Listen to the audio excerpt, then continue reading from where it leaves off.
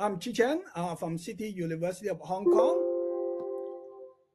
And in 2015, we purchased a low-cost 3D printer trying to fabricate testing fixtures for our antenna measurement. And because of the geometrical flexibility provided by 3D printing, we decided to give it a try to design lens antennas at millimeter wave frequency. And here you can see that at 60 gigahertz lens, the simulated and measured results of the antenna pattern actually agree very well. So, Professor Chan, I don't think we are seeing your slides properly. We are seeing the PowerPoint, but we don't see the actual slide you shared in the slideshow mode. So if you go to the top of the PowerPoint, you should perhaps be able to just, click through them if that's possible. Okay, sorry, because, sorry, I apologize for that. So let me go back, okay? Perfect. Is it okay now? Yeah. Okay, we give it a try at 60 gigahertz. So after we've successfully demonstrated it works for millimeter wave, so we try to push up the frequency to terahertz frequency. As you can see here, although we designed the lens at 275 gigahertz, but after we do the measurement, we can see that the peak gain actually shift down. This is because the resolutions of the printer is not good enough for us to work on the frequency at terahertz frequency. So later on, we purchased a better 3D printer. Of course, still at low cost, about 5K US. And then we designed the lens antenna using each of the pixel. We pick the pixel, the height of the pixel will determine the phase that we needed. And you can see here that each pixel will have a void here, air void here. It is basically serve as a impedance transformer, a quarter wave impedance transformer, so that it will reduce the impedance matching between air as well as the dielectric pillar. So here we have one form of the pillar, and the other form is hexagonal shape with a different tube. Again, it serves as a quarter wave transformer. And here we can add a polarizer at the bottom part so that we can control the phase difference between the TE and TM polarization by 90 degrees, so we can control the polarization of the radiated wave. Here you can see that by changing the height of this pillar, we can tune the phase passing through this pixel. And it is the insertion loss because of the dielectric material is lossy at 300 gigahertz. And here we have far field lens, and you can see that the radiation pattern, the measured and simulated radiation pattern actually agree very well. This is 260 gigahertz up to 300 gigahertz, and it still work very well. And it is the fabricated lens, and it is the whole antenna with the horn as the antenna feed. Okay. By actually getting the experience of designing these printed lenses, we can actually manipulate the terahertz wave. Here we design two different lenses, and by actually using a single metal surface, we can combine the functionality of different bulky lenses and form these bezel beams carrying the orbital angular momentum, meaning that the phase will actually change on the same plane.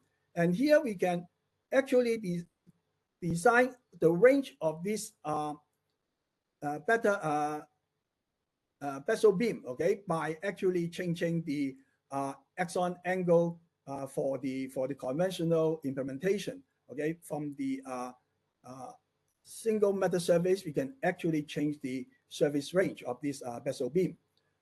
Now, another design is actually by designing two separate metal surfaces, and we can stack them together, and by rotating one of the metal surface, we can actually do reconfigurable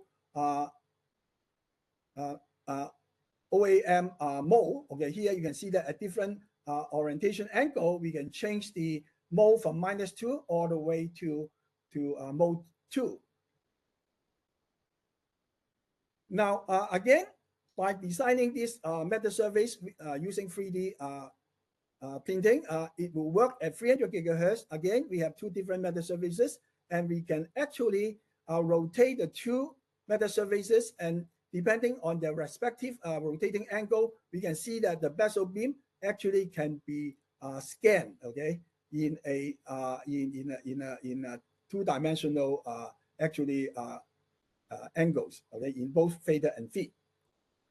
Now, again, we can also use 3D printing, and we can make use of the low-cost 3D printer to develop terahertz hologram. We shine the meta surface with a plane wave at 300 gigahertz, and here we can see the image.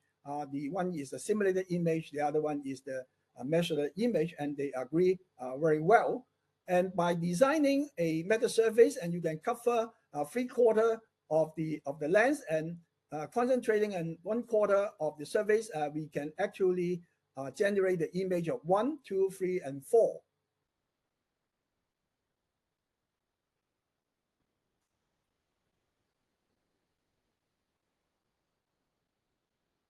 Now here we can actually do a little bit more by actually designing two meta surfaces, and these meta surfaces will focus the beam, the area beam, in a 2D plane. Basically, depending on the rotation angle, we can focus the beam at any location on the same plane. Okay, this is the simulated result, and it is the measured result, and they agree very well. Now, one advantage of this area beam is that it can recover itself. Now, here we actually put a metallic obstacle here, and this obstacle is about 3 millimeter by 3 millimeter, and which is equivalent to 3 wavelength by 3 wavelength. And it is without the obstacle, and it is the beam after it is launched. And here we put the obstacle at this location, and you can see that the beam will recover itself after it passing through the obstacle. So it demonstrates the self-healing effect of the area beam. Now, instead of the two meta surfaces, we can actually make use of 3 meta surfaces, and by rotating their different angles, we can focus a Gaussian beam at a 3-dimensional cylindrical volume, and it is the measured result at different locations of the C direction in the different locations of the volume.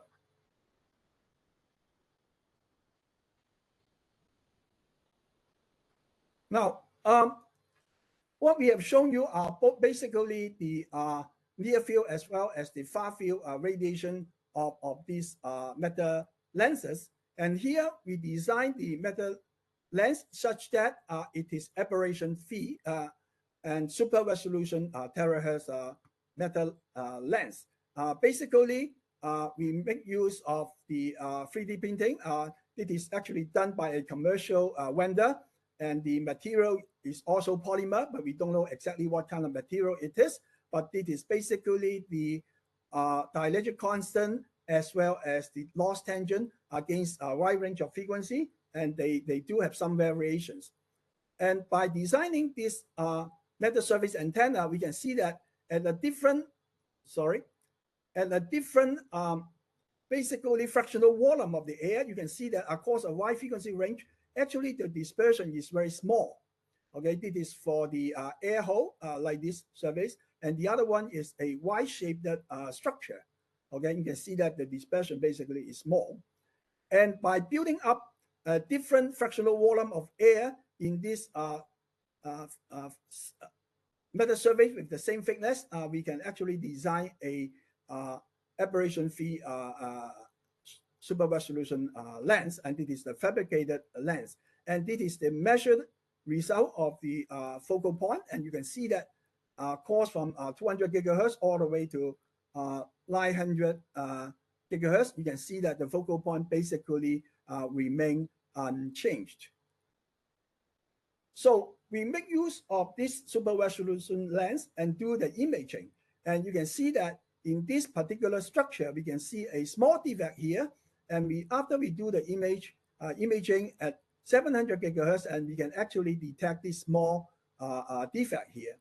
And we actually fabricate some printed circuit board, and the structure is actually embedded within the printed circuit board, and we do the terrace imaging, and it is the structure inside the PCB. And we designed the some structure that we can look at the gap between two conducting strips.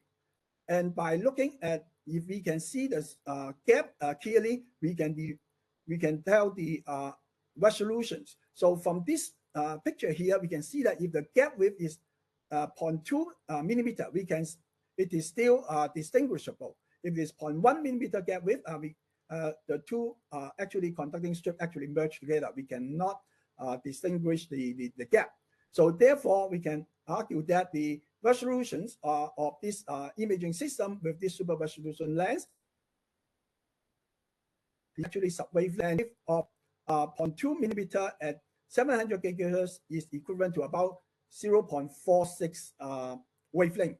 And it is the imaging of a leaf, and you can see the fine detail of the structure of the leaf. So it demonstrates the super resolutions of our designed lens.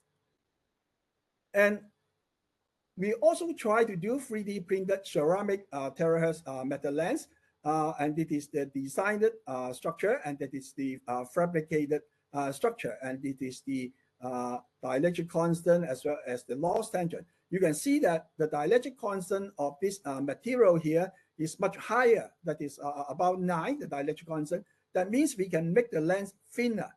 Okay, and because of the structure here, we have to use a different fabrication process. At this point, we are only able to make the lens working up to about 110 gigahertz. When we try to push the frequency higher, we need to develop a better fabrication method using this material. And instead of looking at different 3D printing fabrication process, we actually go back to our low-cost 3D printer, okay? And instead of doing the metal surfaces, we actually design a micro lens, which basically is characteristic depends on the curvature. So we design the curvature of the lens with the printed by low-cost 3D printer.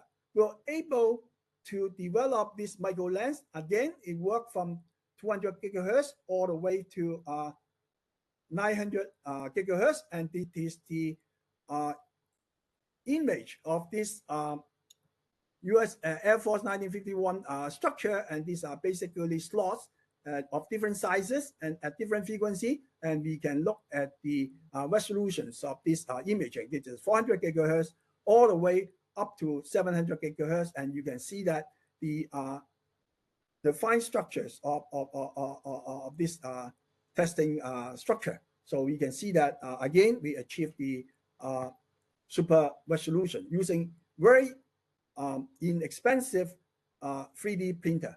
So in summary,